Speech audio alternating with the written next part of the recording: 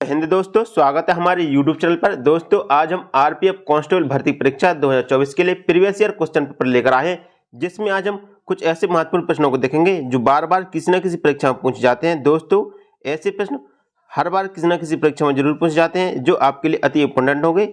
चलिए हम स्टार्ट करते हैं। हमारा पहला क्वेश्चन है, मानस नदी निम्न में से किस नदी की सहायक नदी है? इसमें पूछा गया कि जो मानस नदी है वो किस नदी की सहायक नदी है। इसका ऑप्शन है ब्रह्मपुत्र नदी, गंगा नदी, सतलज नदी या गोदावरी नदी। तो इसका राइट आंसर होगा ब्रह्मपुत्र नदी। मानस नदी है जो ब्रह्मपुत्र की सहायक नदी है, तो इसका राइट आंसर ऑप्शन ए होगा। हमारा अगला क्वेश्चन है, पोंगल किस राज्य का त्यौहार है? इसमें पूछा गया कि पोंगल है जो किस राज्य का प्रमुख त्यौहार है।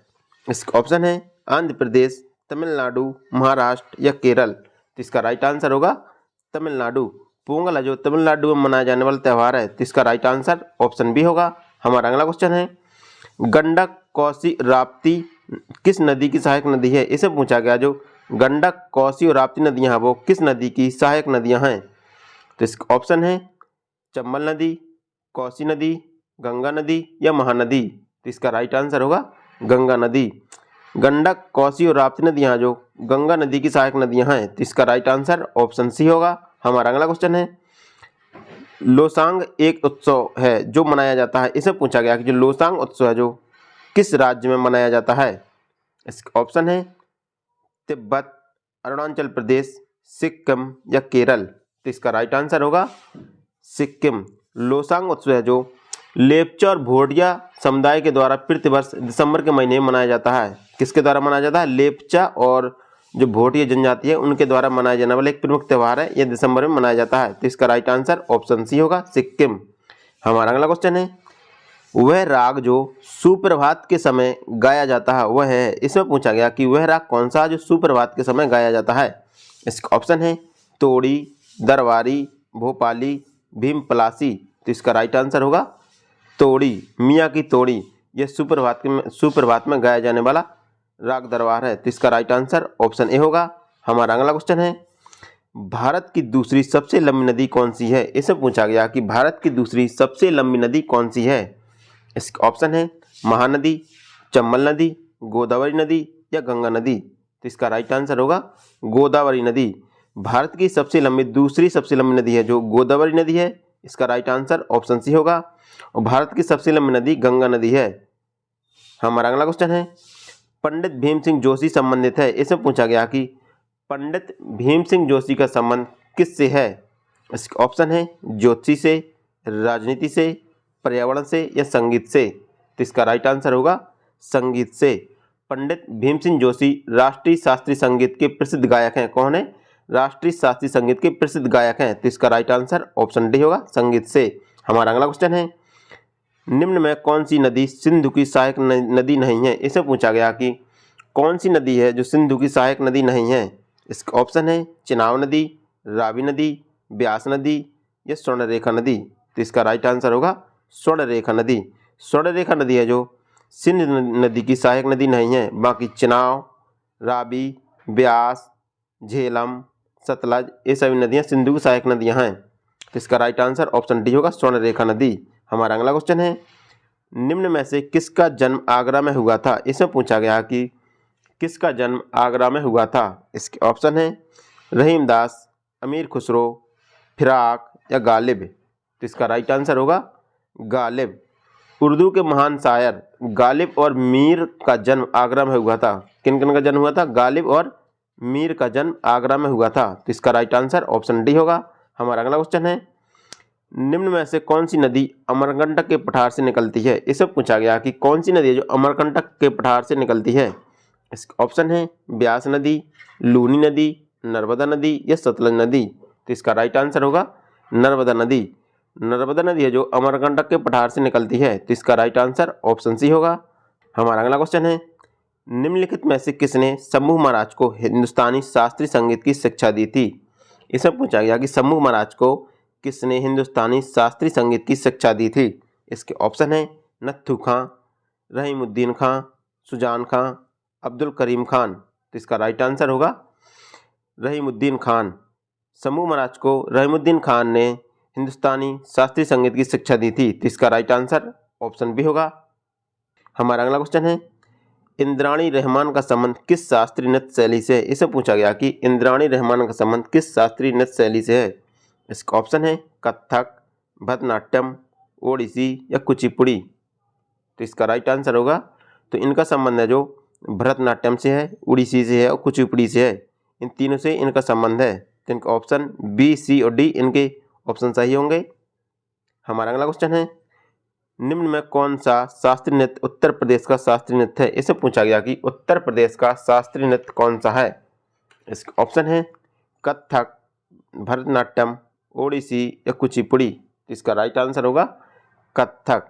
कथक है जो उत्तर प्रदेश का शास्त्रीय नृत्य है। तो इसका राइट आंसर ऑप्शन ए होगा। हमारा अगला क्वेश्चन है निम्न में से किसे सितार वादक के रूप में जाना जाता है। इसे पूछा गया कि सितार वादक के रूप में किसे जाना जाता है। इसका ऑप्शन है बिलायत खां, अल्लाह रखा, हरिप्रसाद चौरसिया या अमजद अली खां। तो इसका राइट आंसर होगा बिलायत खां। बिलायत खां को सितार वादक के रूप में जाना जाता है। तो इसका राइट आंसर ऑप्शन ए होगा। और अल्लाह रखा खां को तबला वादक के रूप में जाना जाता है। तबला वादक के रूप में अल्लाह रखा खां को जाना जाता है। हरिप्रसाद चौरसिया को बांसुरी वादक हरिप्रसाद चौरसिया को जाना जाता है। और अमजद अली खां को पखावज बजाते हैं अली अमजद खां। हमारा अगला क्वेश्चन है किस वर्ष भारतेंदु नाटक अकादमी की स्थापना हुई थी। इसे पूछा गया कि किस वर्ष भारतेंदु नाटक अकादमी की स्थापना हुई थी। इसका ऑप्शन है 1975 ईस्वी, 1965 ईस्वी, 1985 ईस्वी या 1995 ईस्वी। तो इसका राइट आंसर होगा 1975 ईस्वी। 1975 ईस्वी में सांस्कृतिक विभाग उत्तर प्रदेश के द्वारा भारतेंदु नाटक अकादमी की स्थापना की गई थी। तो इसका राइट आंसर ऑप्शन ए होगा। हमारा अगला क्वेश्चन है पॉलिटिक्स इन इंडिया पुस्तक के रचयिता कौन है। इसमें पूछा गया कि पॉलिटिक्स इन इंडिया पुस्तक के रचयिता कौन है। इसका ऑप्शन है विद्युत चक्रवर्ती, रजनी कोठारी, रोमिला थापर या ए.के. दुबे। तो इसका राइट आंसर होगा Rajni Kothari. Politics in India पुस्तक के रचयिता रजनी कोठारी है। तो इसका राइट आंसर ऑप्शन बी होगा। हमारा अगला क्वेश्चन है निम्न में किसे ख्याल गायक के रूप में जाना जाता है। इसमें पूछा गया कि ख्याल गायन के रूप में किसे जाना जाता है। इसका ऑप्शन है वीरू मिश्रा, साजिद अली खां, पंडित अयोध्या प्रसाद या सूरज खां। तो इसका राइट आंसर होगा सूरज खां। सूरज खां को ख्याल गायन के रूप में जाना जाता है। तो इसका राइट आंसर ऑप्शन डी होगा। हमारा अगला क्वेश्चन है निम्नलिखित में से किस नगर में राजकीय ललित कला अकादमी अवस्थित है। इसे पूछा गया कि किस नगर में राजकीय ललित कला अकादमी अवस्थित है। इसका ऑप्शन है लखनऊ, वाराणसी, मथुरा या इलाहाबाद। तो इसका राइट आंसर होगा लखनऊ। राजकीय ललिता कला अकादमी है जो लखनऊ में स्थित है। तो इसका राइट आंसर ऑप्शन ए होगा। हमारा अगला क्वेश्चन है निम्नलिखित में से सबसे प्राचीन वाद्य यंत्र कौन सा है। इसे पूछा गया कि सबसे प्राचीन वाद्य यंत्र कौन सा है। इसका ऑप्शन है बीड़ा, सितार, सरोद या तबला। तो इसका राइट आंसर होगा बीड़ा। बीड़ा है जो सबसे प्राचीन वाद्य यंत्र है। तो इसका राइट आंसर ऑप्शन ए होगा। हमारा अगला क्वेश्चन है मेघालय का लोक नृत्य है। इसे पूछा गया कि मेघालय का लोक नृत्य क्या है। इसका ऑप्शन है नाटी, लोहो, बम्बू नृत्य या खानतुम। तो इसका राइट आंसर होगा लोहो। लोहो है जो मेघालय का एक लोक नृत्य है। तो इसका राइट आंसर ऑप्शन बी होगा।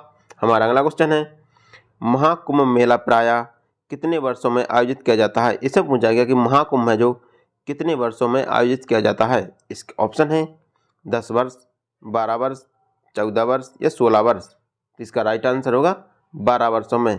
महाकुंभ मेला है जो 12 वर्षों में आयोजित किया जाता है। और भारत में महाकुंभ मेला है जो 4 स्थानों पर लगता है। कहाँ कहाँ पर?